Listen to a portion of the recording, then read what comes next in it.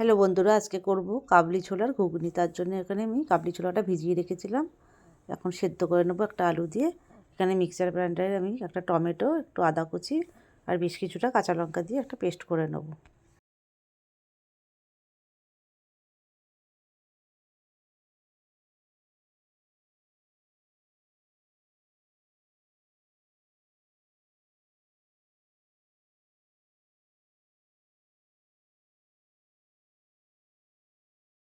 দেখো এখানে কড়াই বসিয়ে জিরে আর শুকনো লঙ্কা ফোড়ন দিয়েছি, দিয়ে আমি একটা পেঁয়াজ ভাজা ভাজা করে নিয়েছি আর 2-3 কোয়া রসুন আমি গ্রেট করে নিয়েছিলাম, সেই রসুনটা দিয়ে ভালো করে একটু কষিয়ে নেব।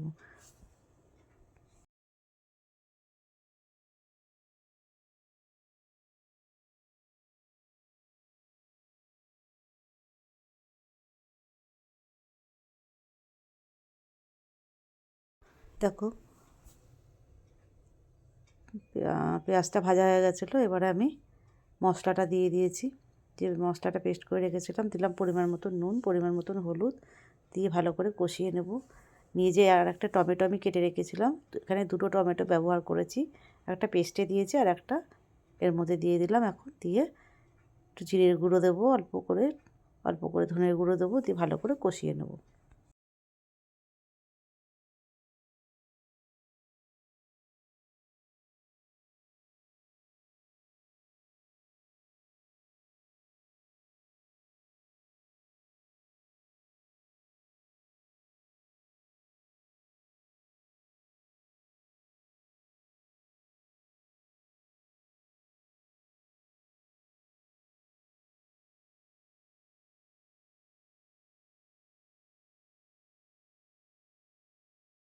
মশলাটা কষানো হয়ে গেছে, এবার আলু আর মটরগুলো দিয়ে আমি কিছুটা নাড়াচাড়া করে পরিমাণ মতন জল দিয়ে দেবো।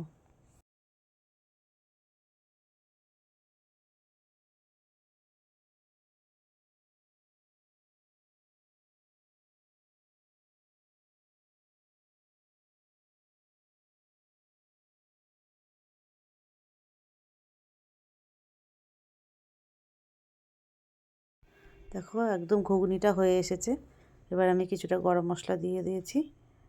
আমার রেসিপিটা ভালো লাগলে একটি লাইক, শেয়ার ও সাবস্ক্রাইব করে দিও।